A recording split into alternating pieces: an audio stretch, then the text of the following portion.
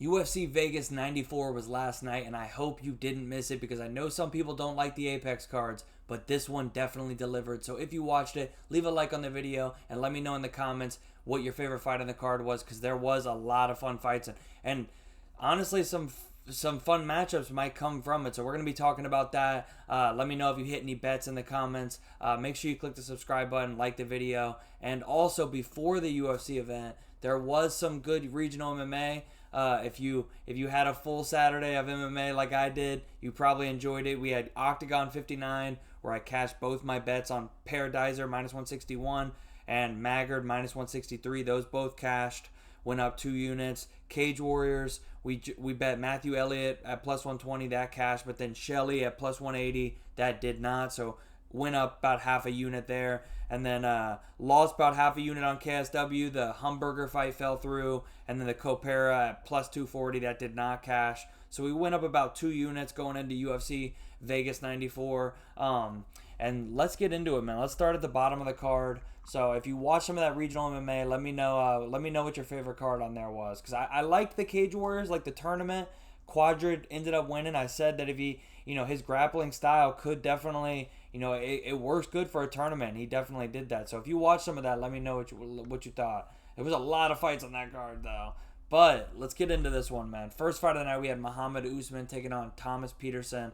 And, yeah, I got this one wrong. I said you can't be confident. That's why I didn't bet it. But I leaned Usman.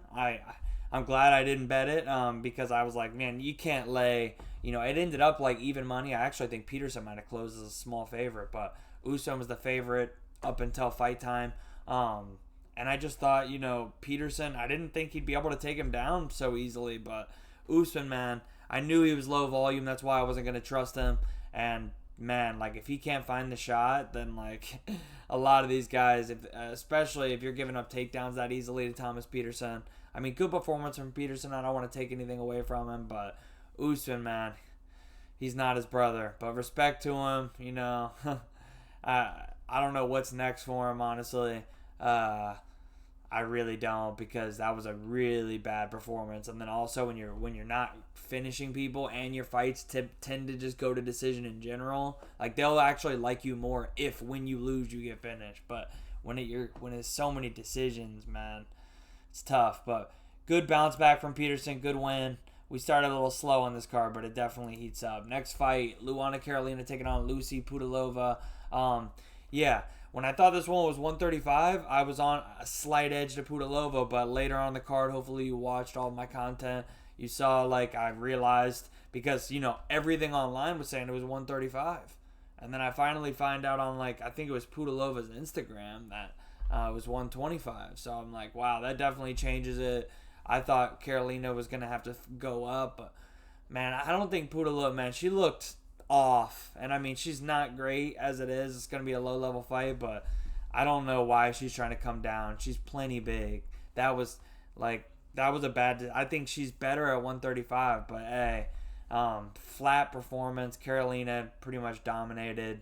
Not much to say about it, man. Good win for Luana, actually stringing together some wins here. So maybe she'll get a little bit of a step up. But we moved on to a fight that I think was getting too much crap. Loic Razabov versus Trey Ogden. I thought this fight was pretty fun, honestly. Ogden gets an early takedown. Razabov, again, I talked about, he's got physical advantage. I was on Trey Ogden here. It was my first bet, plus 125. And, yeah, no, I mean, Razabov, I knew he'd have some physical advantages. But I thought Ogden's fight IQ, he's got a nasty jab, good low kicks, and good takedowns. And I knew, the takedowns were going to be there eventually if he mixed it in. And he actually got an early takedown, which did surprise me a little bit because, I think Radzhabov, I think it was he caught a kick or something. I can't remember exactly what happened, but it was kind of, he just took he got an opportunistic takedown. And from there, man, he dominated the round. And when Ogden got on top, I mean, even, I want to say, was it the second or the third? I think it was the third. And he ended up escaping, but, at one point, Ogden gets on top and just immediately mounts him. I'm like, you can't be letting that happen. But in the end, I thought Ogden did win. I saw some people thought Radzhabov won. I mean, maybe I'm biased here. I thought Ogden won. I know, like, people were saying off damage, but, I don't know. I guess I'd have to rewatch it. It was close. I wouldn't have been, like, calling robbery if they would have gave it to Radzhabov, but when it went to the decision, I was pretty confident. But Trey Ogden gets the win via decision, as I did predict. We got that one right. We started this card pretty strong, like and in the regional MMA. We had a couple flops there later on we'll talk about. But Miranda Maverick versus Deanna Barbosa. Not a lot to say about this one, man. It went pretty much like how I figured. Barbosa had some moments, but, Maverick, this is just a big step up, man. This is a big step up, and Maverick needs to step up, speaking of which. So, who do y'all think she should fight next, man? I mean, honestly, she's on a decent run here. I mean, her loss to the tough girls, so I'd like to see her get like a good matchup. That division needs some fresh blood, anyways. I mean, 125 is much better than 135, but yeah, still, I'd be down to see a big step up. We move on to Cody Gibson versus Brian Kelleher. Man, there was a couple moments where Kelleher was shooting that ghillie like I knew he would, but in the end, we did pick Gibson. Gibson gets it done. I did talk about fight in sub, but I didn't end up betting it. I knew immediately. I was like, someone's getting submitted, 100%. And I was like, damn, kicking myself for not betting it. But hopefully some of y'all got on that. We did pick Gibson, but Gibson gets it done. Not a whole lot to say, man. I mean, good to see Gibson get a win. I'll say that. Sucks to see Kelleher drop another loss. This could be it for him in the UFC, but Cody Gibson, did what he should do. Solid performance. Gets to keep his job, and happy for him, sad for Brian. He's an OG. But the next fight, though, man, this was a banger. Hyder Emil, Young Lee. This is insane. I don't know what Lee was thinking, man. I mean, I got this one wrong. Obviously, I knew there was a chance Emil could clip it and knock him out. That's why I didn't bet it. I did think that line was wide, but Lee, I don't know what he was thinking, man. He's like a sniper, and he was just like, okay, you want to fight in the phone booth? And he was throwing these weird hooks that just, you're not going to beat Hyder Emil in the pocket throwing these little, like, awkward hooks. Emil is going to thrive there. So, yeah, that's exactly what he did, was thrive. Clipped him with like a 30-punch combo, Mortal Kombat shit. Yeah, hurt him. That was pretty much it. He couldn't recover. Good stoppage, good finish. Hyder Emil, 10-0. Dude's legit for sure, but I do think there's some holes in his game that if you don't fight him like that, can be exposed. But hey, good win. I don't want to take it away from him. Next up, man, this one hurt. We had Bill Aljao here over Dooho Choi. Aljao had his moments. I wasn't super scared during the submissions. I was like, this is good. This is gonna slow Choi down. But obviously clips him, hurts him bad. Yeah, I mean, Aljao had some good moments, and I wasn't super worried. Like I said, during the grappling, I was like, this is actually good. Grapple as much. I was going into it thinking the more they grapple, the better. Even if he gets into something, he throws his head in these chokes all the time. But I was feeling pretty confident. I didn't think Choi was going to finish those. There was a couple that got a little dicey, but Aljao did good. He had some good work, at least forcing his type of fight. But, man, we knew Choi's hands were sharp. But, I was banking on the inactivity. Dude hasn't had a win in 8 years, but he got it done. Clipped him, hurt him. Good finish. Aljao finished twice in a row, even if we don't think the last one was a good stoppage. Tough loss. I obviously hurt on that one, and then we went right back into it. This one, if that one hurt, this one hurt even more. Cody Durden versus Bruno Silva. I like Cody Durden. I like both these guys. I'm a fan of both. Bruno Silva is another guy who's been a little inactive, but he fights killers. He's tough. He's well-rounded. We knew he's dangerous. We knew if there's a finish, it'd probably be on his side, but I wasn't ruling out a finish from Durden. He had some spots where he almost finished Silva. This was a whooping, man. I'm not going to lie. I was watching the fight. It closed. Durden was a favorite, a slight favorite from the whole lead-up, and then at close, another one that finished, I think he was a slight dog. like plus 110 or something, plus 105. I think maybe it got wider. I don't think it got crazier. But you know, I had Durden, and I was thinking in the second round, I'm like, this was free money. Never think that in an MMA fight. He was putting a beating on Bruno. Hurt him multiple times on the feet. Took him down easily. Was put him in a bunch of submissions that almost finished. He was looking probably, I hate to say it, in a loss, but career best. Like, he looked great out there. And then, the crazy thing is, I think, the submissions, I think he has the gas tank to do it, but, when you go for chokes like that hard, like he was going for it on some of those chokes. You need a second at least. Even if you have a great gas tank and you do recover, you need a second. That's why right when Bruno got up and then Cody was up against the cage, I'm telling you, it was like I saw the future. He was up against the cage and I saw a big uppercut like coming right before he threw it. I saw Bruno kind of like, he kind of told it a little bit, but I'm sure Cody, that was an explosive. It's easy to see like from my view. And I was like, oh, I was watching it, and it was the first time in the whole fight I was like, oh, no. And then sure enough, uppercut hits Cody's mouthpiece, goes flying, out cold. I mean, not out cold, but basically, he wasn't all there. He tried to defend himself because he's a dog. I mean, dude, both these dudes are dogs. But in the end, man, that uppercut took him out of there. He tried to cover up and get somewhere, defend, but he wasn't all the way there, man. The ground and pound was vicious. Sucks. That was a tough one. Tough bounce. The Algeo one, yeah, he had moments, but overall, land chalk on that. I can say, like, not a good bet. That was my bad bet on the card.